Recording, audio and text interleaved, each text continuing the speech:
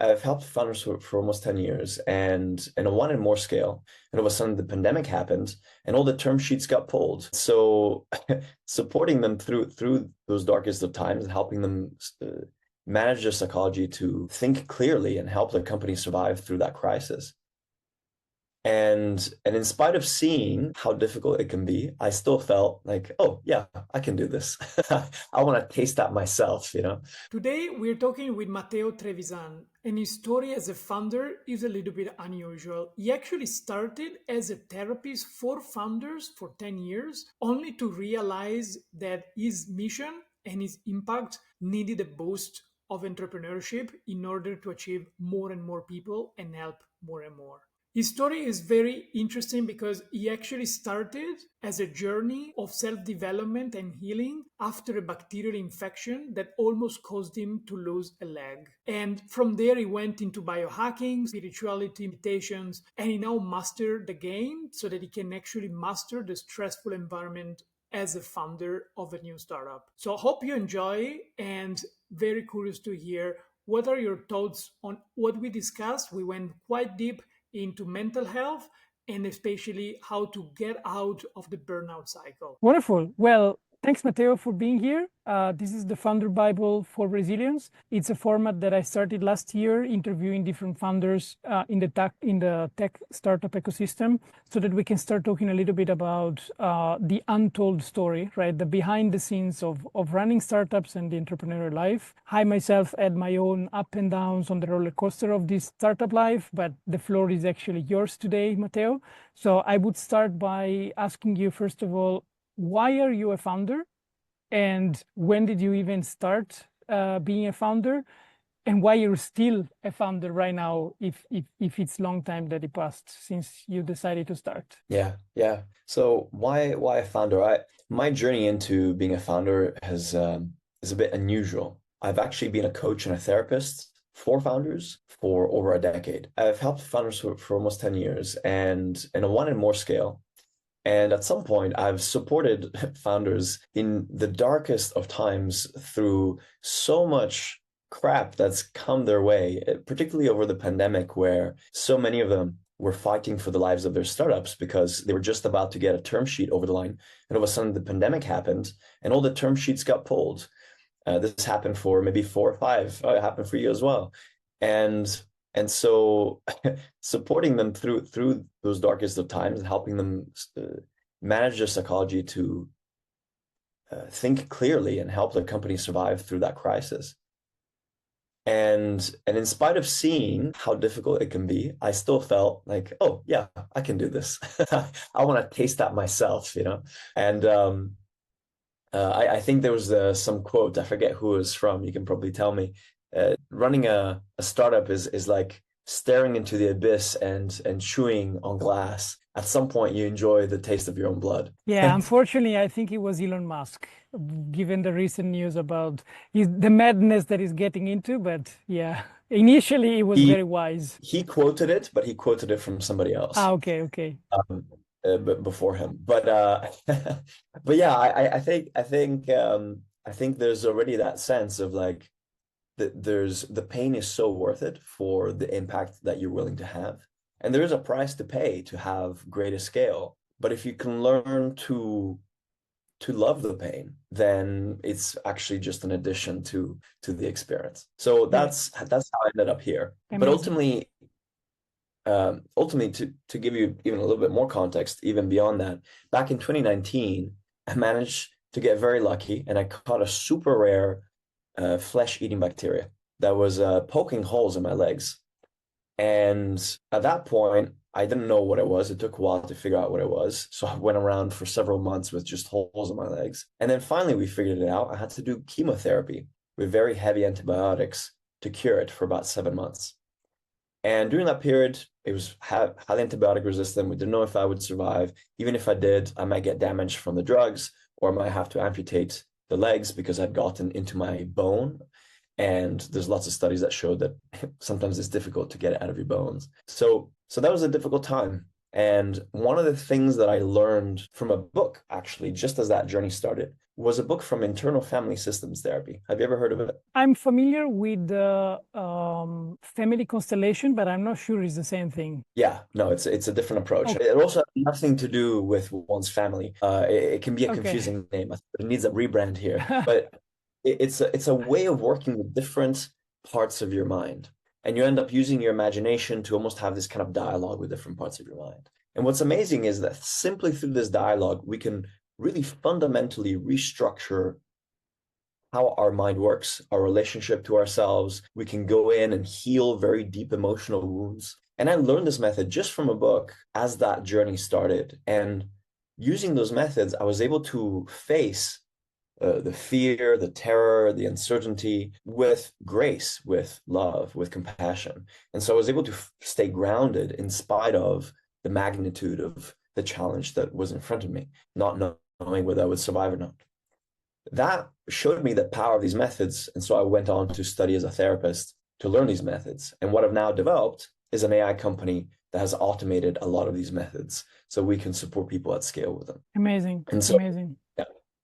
So I would have asked you as a second question, like as a founder, when was the first time that you hit a wall? But I guess I don't know if you already answered me, but at least from there, let's go. I'm curious to understand, both as a founder and as somebody that looks at founders to support them, why are we so reluctant to seek help? Mm, mm. I think one of the fundamental driving forces is a sense of shame. Most of us are not even aware of it. I definitely was not aware that there was even shame inside of me for a lot of my life. That's one force, like a sense that we might be seen in our imperfections, in our not enoughness. And in fact, that's the deeper thing, like a sense that I'm not enough. What I've found working with hundreds of founders over a decade is that deep inside of all of them, and I can't say that everybody has this, but certainly everybody I've spoken to seems to eventually, you dig deep enough, there's some hole within us that feels like we're not enough. And that is one of the fundamental drivers that pushes people to be so ambitious to create something big. Because hopefully, if I create a $1 billion company and I save the world, maybe I will finally feel like I'm enough. And that is ultimately a potent fuel. It's helpful to some degree. It also has its limits. At some point, it starts to become a toxic fuel. And we need to find something deeper that can take us to the next level. And that's where techniques like IFS come in. How do we start to switch our fuel? Because so many of the founders I've worked with, and even in myself, have a little fear. Oh, but this thing has taken me so far. If I let go of it, will I lose my edge? Will I not be as sharp? Will I not be as ambitious, as driven? And what I found personally, and certainly with some people I work with, actually being driven by your demons is not as powerful as being driven by your desire to serve the world in a deeper way through love. And this might sound hippy-dippy, but I'm still trying to find a way to talk about it so that people realize how much more powerful this mindset can be.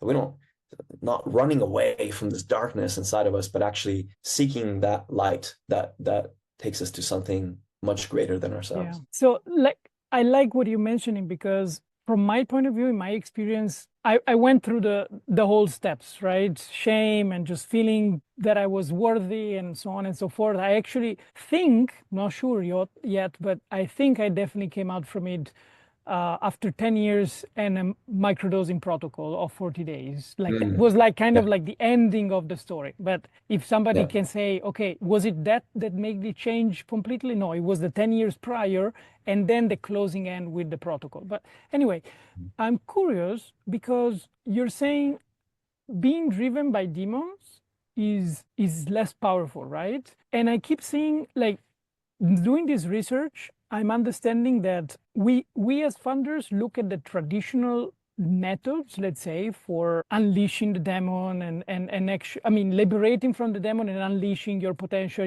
like a Tony Robbins kind of things. And when we look at a Tony Robbins example, for instance, yeah, maybe there is the executive version of that workshop that probably any founder would not be able to afford. And then there is the traditional big room American style event where a lot of people that are not probably, like, I don't know if they can even be compared to the lifestyle or the mindset and the feeling of a founder, right? Because you get into this kind of rooms. I've never been, but I've been in similar circles, and I cannot relate. So another thing is, how do you see founders within this specific challenge compared to a normal person? And from there, what are eventually the communities or the environments where founders can actually give can find themselves at home, let's say, in a safe space? Yeah. I don't know if I can comment on the Tony Robbins events because I haven't been myself, actually. There's at some point And I will, but I'm a big fan, by the way. Yeah? I'm very, yeah, very big yeah, fan yeah, of yeah. Tony Robbins. Yeah. Yeah. I mean, I've enjoyed a lot of his content, and something hasn't pulled me there to the events yet. Um, what's the difference between the regular founder? Because you're right, that not enoughness can be there for many, many people, most of us, to be honest, I think. But what's the difference for founders? I think there's maybe the closest other population to founders is people in the military. There is a kind of sometimes hypervigilance and bias towards action, and kind of like low level anxious looking out for all the things that could destroy your company and always taking action towards that. That's very similar to people who've been through military spaces. And if we compare that, what often helps is just finding other people who've been through your experience, because the regular person cannot fully really relate. There are so many things about that journey that are at a felt experience level. It cannot be relayed through words. And I think, especially when it comes to shame and not enoughness, a fundamental need is really feeling safe and seen and understood by somebody else. And even, a very good therapist might still not be able to relay that because that individual does not trust that they are fully understood, because it is such a felt experience. And so having that community of other founders that has been through something similar so that you can let go and trust that they really understand you. I think that is a fundamental piece, and that's what makes it different. Because of the intensity of experience, you're a little bit in a war zone kind of journey, and so it does make it hard to relate, even though at a very human level you connect to that not enoughness with everybody. Definitely. I'm curious to know a little bit more about you. So where are you in the process of developing yourself as a founder, as an aware founder?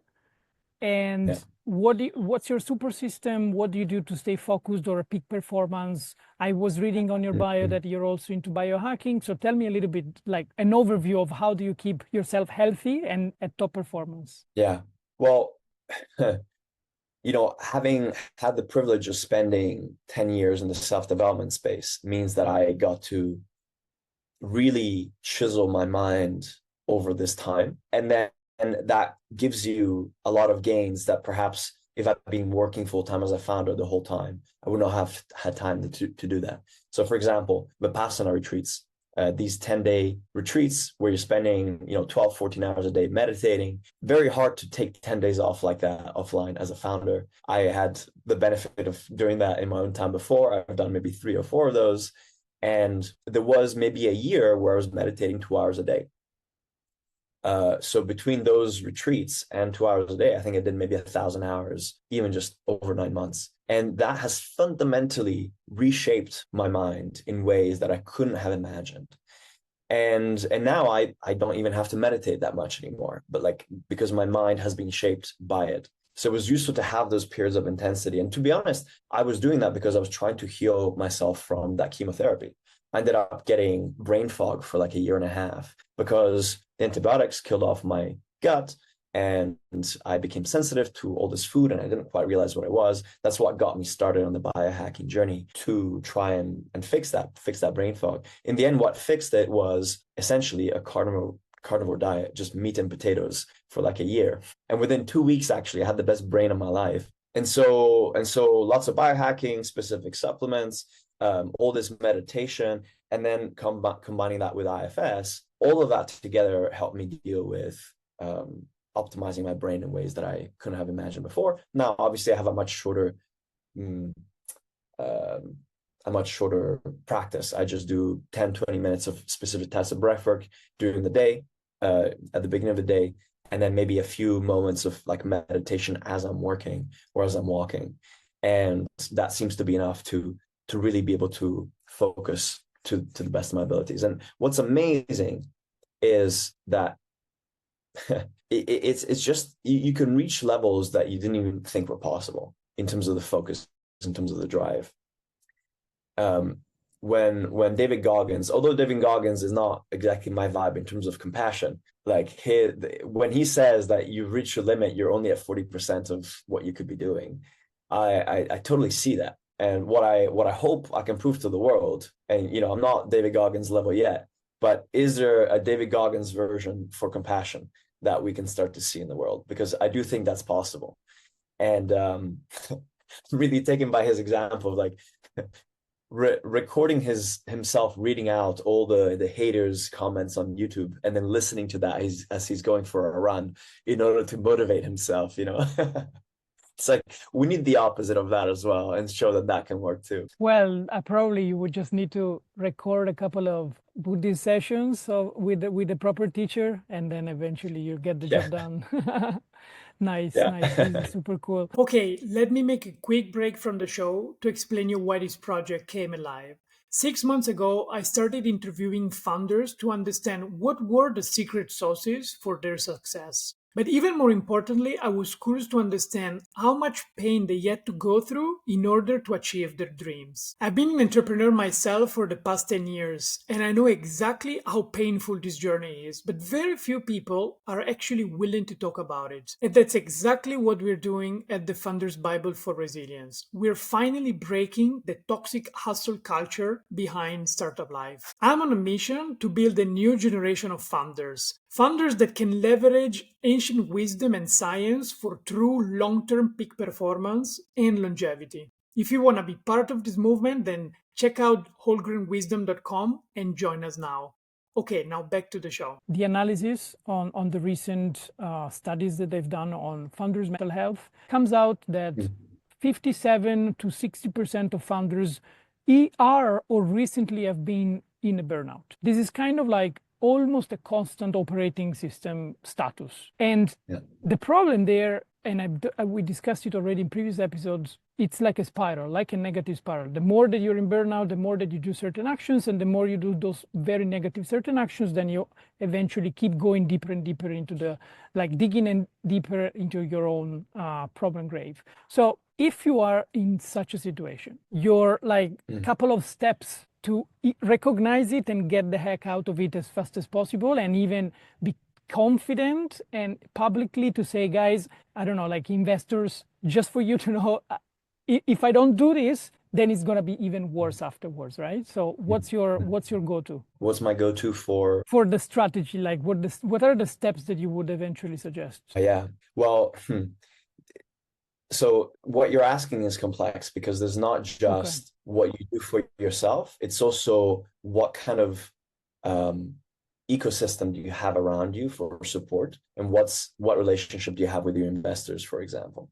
Because in my experience, that's often one of the biggest challenges. It's like the fear of how the investors will take it. Depending on how much equity they have, they can really fire you. And so there's also this fear of both expectations and then losing your job, and that there's so many pieces to it beyond just maybe your own personal shame of feeling like you're actually not as invincible as you were thinking that you were. So number one would be, pick the right investors, but who can be understanding around these things. And there are a few VC funds. Forgive me if I forget their names now, but there is one called 11 Tribes in the States. I think I got that name right. And their whole thesis is that funders come first, and we're here for the mental health of funders. And so we specifically create support for them on that psychological journey. And most of the people that they've worked with so far are second-time founders, because they're the ones that realize, oh, actually, we need this. We've been through it once and it sucks. So there are some of those forward-thinking funders that you can pick. Now, if you don't have those, then it does become more of a challenge. And then you got to work on how do I frame this in order to work with my particular investors. And that's hard to give an advice that works for everybody because all of their relationships might be different. So you got to figure out that angle. And just as you figure out your pitch for your company, you figure out a pitch for taking some time off as well. Those skills are the same. They just need to apply to a different topic. You're just basically In trying terms to of sell something different, right? Because in one case, you would be selling the product or your company. In this case, you would sell your actual ability to continue performing at the highest. Yeah, exactly. When it comes to then that internal strategy, actually, myself and a co-founder of mine, Juliette de Villard, we had put together a company for a little while, Beyond Resilience, and we won the Wells Fargo Innovation Awards for delivering our workshops on resilience for founders. We went to NREL. They were doing a big conference in the States last summer, and we were able to deliver to hundreds of their founders as part of their network, of the Wells Fargo network.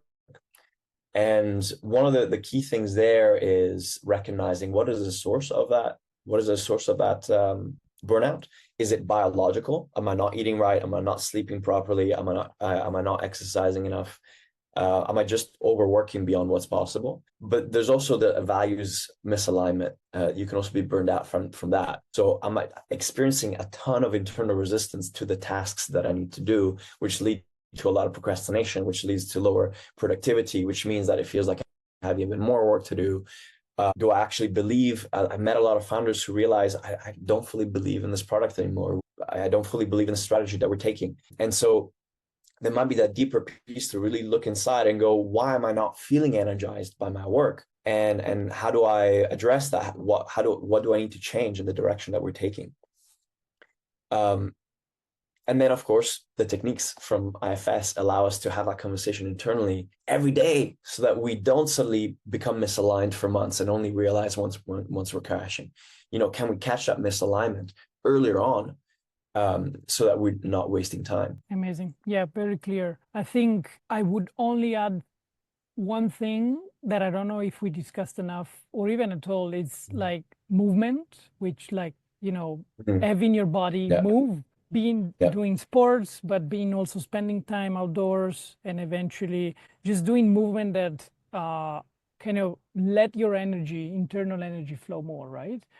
Do you have any understanding from an energetical point of view of the body and the mind and so on within your area of expertise that you can share? Yeah, totally. Well, is there something specific you want me to comment on there? No, I'm just curious, like from, let's say the Founders Bible starts as a conversation between founders, but then is transferred and shared via my own newsletter, which is the Whole Grain Wisdom Weekly. And so within that framework, I'm working to write down all of the elements for a holistic point of view, right? And for me, a mission of myself is really to combine and merge finally what the latest science is showing and what ancient wisdom has been actually telling us since thousands and thousands of years, right? Finally, with quantum physics, we are getting to the connection point, hopefully.